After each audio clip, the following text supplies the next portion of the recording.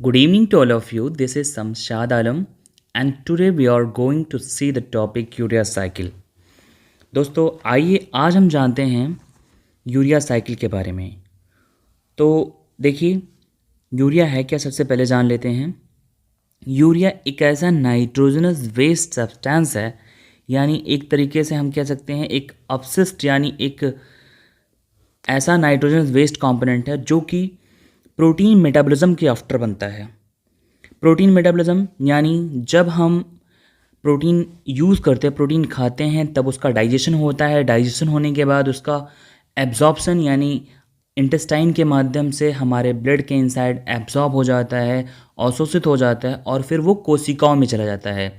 तो कोशिकाओं में फर्दर वो अब वही अमीनो एसिड्स जो एब्जॉर्ब हुआ है फर्दर उसका क्या होता है, कैटाबॉलिज्म होता है और उसके बाद वहाँ पे अमोनिया का फॉर्मेशन होता है और अमोनिया फिर से कहाँ जाता है, लीवर के इनसाइड, और लीवर में उसको यूरिया में कन्वर्ट किया जाता है और urea as a nitrogenous waste हमारे बॉडी से बाहर निकाल दिया जाता है। तो चलिए आइए देखते हैं।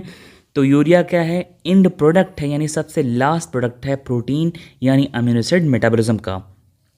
नेक्स्ट देखते हैं, the nitrogen of amino acid converted to ammonia is toxic to the body. Nitrogen of amino acid यानी अमीनो एसिड का जो नाइट्रोजन है जब वो अमोनिया में कन्वर्ट होता है तो वो हमारे बॉडी के अंदर, हमारे सेल के अंदर वो हाईली टॉक्सिक इन नेचर होता है, वेसिक इन नेचर होता है। इसीलिए उसको तुरंत के तुरंत वहाँ पे लीवर के इनसाइड वहाँ यूरिया में कन्वर्ट कर दिया जाता है। यूरिया जो होता है उसमें 80 से 90% नाइट्रोजन होते हैं और बाकी के उसमें कार्बन और ऑक्सीजन होते हैं जो कि यूरिन के माध्यम से बाहर निकाल दिया जाता है। यूरिया जो कि लीवर के इनसाइड बनता है और ट्रांसपोर्ट हो जाता है किडनी के इनसाइड और फर्दर किडनी के माध्यम से वो एक्सक्रीट हो जाता है यूरिन फॉर्म में। तो चलिए आगे देखते हैं। यूरिया साइकिल एक फर्स्ट मेटाबॉलिक साइकिल है जो कि हेंस क्रेब्स के द्वारा और कुर्ट हेंसलीट के द्वारा 1932 में खोजा गया था। Urea has a 2 amino groups यानी यूरिया के पास 2 अमाइनो ग्रुप्स मौजूद होते हैं और एक उसको अमोनिया से मिलता है और दूसरा उसको एस्पार्टेट नामक अमीनो एसिड से मिलता है और बाकी के बचे हुए जो कार्बन एटम है वो कार्बन डाइऑक्साइड से मिलता है। यूरिया कहाँ पे सिंथेसाइज होता है, यूरिया सिंथेसाइज होता है लीवर के अंदर और लीवर के अंदर जो एक सेल लीवर के अंदर जो सेल मौजूद हैं उस सेल के अंदर हमारे माइटोकॉन्ड्रिया और साइटोप्लाज्म के अंदर ये रिएक्शंस होता है। ये एक 5 स्टेप प्रोसेस है और इसमें 2 एंजाइम जो होते हैं, इसमें टोटल 5 एंजाइम वर्क करते हैं। 2 एंजाइम उसके माइटोकॉन्ड्रिया के अंदर वर्क करते हैं और बाकी के बचे हुए 3 एंजाइम उसके साइटोसॉल के अंदर वर्क करते हैं। तो चलिए आइए थोड़ा डिटेल में हम देख लेते हैं कि किस तरह से अमोनिया यूरिया में तब्दील होता है और यूरिया यूरिन फॉर्म में। तो यहाँ पे देखिएगा सेल के अंदर यहाँ पे जब पर्टिकुलर अमीनो एसिड एब्जॉर्ब हो जाता है तो उस अमीनो एसिड के मेटाबॉलिज्म के बाद ammonia as a waste release होता है। तो अमोनिया क्या होता है, बहुत ही हाईली टॉक्सिक होता है, बहुत बेसिक इन नेचर होता है। अगर वो हमारे सेल के अंदर रुका रह गया तो फर्दर हमारे सेल को बहुत तेज़ी से वो डैमेज करता है। इसीलिए फर्दर वो क्या किया जाता है, बाया ब्लड वेसल्स के माध्यम से सारा का सारा अमोनिया एब्जॉर्ब करके कहाँ पे, लीवर के इनसाइड भेज दिया जाता है और लीवर के इनसाइड मौजूद वहाँ पे जो कोशिकाएं, वहाँ की जो उनकी सेल्स हैं वो फर्दर अमोनिया को यूरिया में तब्दील कर देती हैं, कन्वर्ट कर देती हैं और फर्दर अब उसको और डाइल्यूट करने के लिए वहाँ पे यूरिया को कहाँ भेज दिया जाता है, किडनी के इनसाइड, और किडनी उसके इनसाइड वहाँ पे वाटर मिक्स करके यूरिन में कन्वर्ट कर देता है जबकि और डाइल्यूटेड हो जाता है और बहुत ही हम कह सकते हैं लेस, बहुत ही मिनिमम लेस टॉक्सिक हो जाता है या हम कह सकते हैं डिटॉक्सिफाइड हो जाता है एक तरीके से और उसके बाद फर्दर बॉडी से बाहर रिलीज कर दिया जाता है। तो चलिए अब आगे देखते हैं हम लोग। तो ये फिगर आपको समझ में आ गया होगा अच्छे से। चलिए नेक्स्ट देखते हैं रिएक्शन ऑफ यूरिया साइकिल के बारे में। जैसा कि हम लोगों ने आगे पढ़ा था कि यूरिया साइकिल जो है एक 5 स्टेप प्रोसेस है। तो इसमें स्टेप फर्स्ट से लेके स्टेप 5 तक हम आपको बताते हैं। स्टेप फर्स्ट है फॉर्मेशन ऑफ कार्बामोइल फॉस्फेट।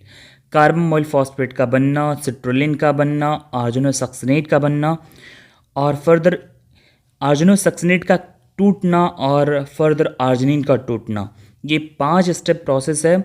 और इसमें से बताया गया था कि 2 होते हैं लीवर के इनसाइड मौजूद सेल, और उसके अंदर जो माइटोकॉन्ड्रिया है वो 2 एंजाइम या 2 स्टेप वहाँ पे वर्क कर रहे हैं, बाकी के बचे 3 साइटोसॉल में। तो चलिए आगे देखते हैं साइकिल के बारे में। तो यहाँ पे देखिएगा, ये पर्टिकुलर जितना आपको एलआईएस स्ट्रक्चर दिख रहा है, यहाँ पे हमने माइटोकॉन्ड्रिया आपको दिखा दिया है। बाकी की ये सारे रिएक्शन कहाँ पे हो रहे हैं? Inside the cytosol.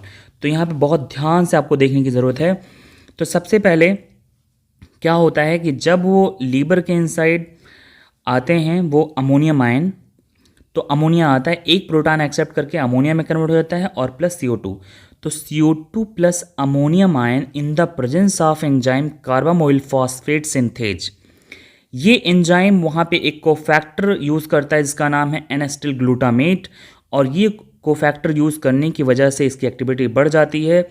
और फर्दर इसके साथ साथ 2 ATP यूज़ करता है, और 2 ATP का जो हाई एनर्जी फॉस्फेट बॉन्ड है वो यूटिलाइज करके CO2 और अमोनियम आयन को वो तब्दील कर देता है, किसमें कन्वर्ट कर देता है? कार्बामोइल फॉस्फेट में। अब ये कार्बामोइल फॉस्फेट फर्दर यहाँ से एक फॉस्फेट ग्रुप रिलीज हो जाता है इनसाइड द माइटोकॉन्ड्रिया, और यहाँ पे एक दूसरा एंजाइम वर्क करता है ऑर्निथिन ट्रांस कार्बामोइलेज। यहाँ पे देखिएगा कि ऑर्निथिन जो है यहाँ पे एज अ यहाँ पे रिजनरेट हुआ रहता है पहले से ऑलरेडी ही। तो ये ऑर्निथिन अब ये तुरंत शिफ्ट हो जाता है कहाँ पे? साइटोसॉल से माइटोकॉन्ड्रिया के इनसाइड, और ये in the presence of enzyme ornithine transcarbamoylase, carbamoyl phosphate और ऑर्निथिन को जोड़ दिया जाता है और कन्वर्ट कर दिया जाता है किसमें? सिट्रुलिन में। सिट्रुलिन भी एक प्रकार का अमीनो एसिड्स है और ऑर्निथिन भी एक प्रकार का अमीनो एसिड है। तो अब देखते हैं, अब ये माइटोकॉन्ड्रिया से जो सिट्रुलिन है वो ट्रांसपोर्ट सिस्टम के माध्यम से वो आगे की तरफ यानी वो साइटोसॉल में चला जाता है, और साइटोसॉल में सिट्रुलिन यहाँ पे साइटोसॉल के अंदर मौजूद एक एस्पार्टेट नामक अमीनो एसिड के साथ जुड़ता है, और फर्दर यानी सिट्रुलिन और प्लस एस्पार्टेट, और यहाँ पे एक ATP से 2 हाई एनर्जी फॉस्फेट बॉन्ड को यूटिलाइज कर लेता है। यानी यहाँ पे एडेनोसिन ट्राइफॉस्फेट था, जब यहाँ से 2 फॉस्फेट रिलीज हो जाते हैं तो बचता है मोनोफॉस्फेट, यानी सिंगल फॉस्फेट इसके बाद बच जाता है, और यहाँ पे 2 फॉस्फेट रिलीज हो जाता है। 2 फॉस्फेट को हम क्या बोलते हैं? पायरोफॉस्फेट, PPI इसका नाम है, तो पायरोफॉस्फेट बोला जाता है। तो ये देखा जाए तो हमेशा ATP ADP में कन्वर्ट होता है। तो यहाँ पे एक ATP से 2 फॉस्फेट रिलीज हो गए तो इसको इक्वल टू 2 ATP माना जाएगा। तो यहाँ पे देखिएगा, तो citrulline in the presence of argininosuccinate synthase enzyme के प्रेजेंस में 2 phosphate high energy phosphate bond को यूज़ करके और साथ साथ एस्पार्टेट नामक अमीनो एसिड को यूज़ करके सिट्रुलिन किस में कन्वर्ट हो जाता है? आर्जिनोसक्सिनेट में। यूरिया के पास 2 अमीनो ग्रुप्स हैं। हमने आपको बताया था कि यूरिया के पास 2 अमीनो ग्रुप्स हैं, और एक अमीनो ग्रुप्स उसको अमोनिया से मिल जाता है और दूसरा अमीनो ग्रुप्स यहाँ पे एस्पार्टेट से मिल जाता है। एस्पार्टेट एक अमीनो एसिड्स है तो वहाँ से वो अमीनो ग्रुप मिल जाता है। तो अब यहाँ पे देखिएगा, तो फर्दर ये आर्जिनोसक्सिनेट में कन्वर्ट हो जाते हैं, और ये आर्जिनोसक्सिनेट फर्दर इनका क्लीवेज कर देता है in the presence of enzyme आर्जिनोसक्सिनेज।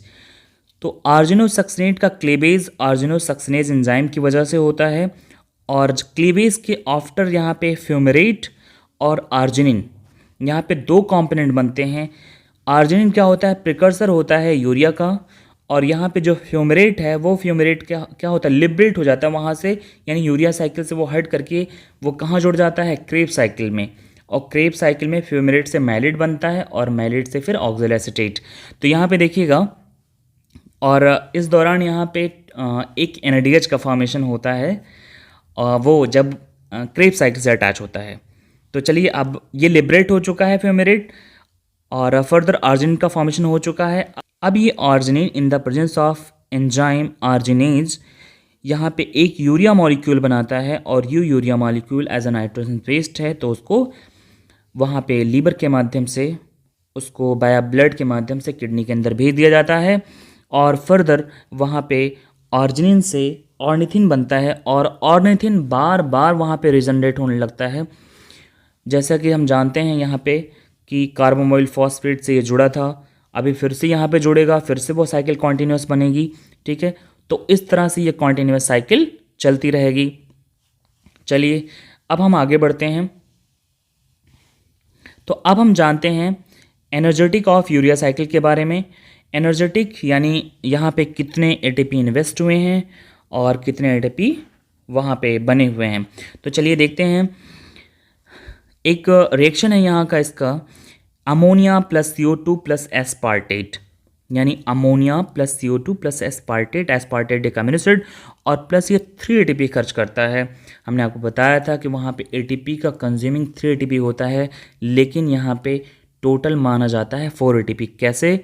वहाँ पे 1 एटीपी जो खर्च होती है वहाँ से 2 फॉस्फेट बॉन्ड रिलीज हो जाते हैं और वो उसको इक्वल टू 2 एटीपी माना जाता है। तो यहाँ पे फर्दर देखिएगा, फर्दर किसका फॉर्मेशन होता है? यूरिया का फॉर्मेशन होता है और फ्यूमरेट का फॉर्मेशन होता है, और इसके साथ साथ 2 एडीपी का फॉर्मेशन होता है, और वहाँ पे 2 पीआई और एएमपी यानी एडेनोसिन मोनोफॉस्फेट और पीपीआई यानी पायरोफॉस्फेट का रिलीज हो जाता है वहाँ से। तो यहाँ पे देखिएगा, अब ये जो फ्यूमरेट बना है हम आपको दिखा दें।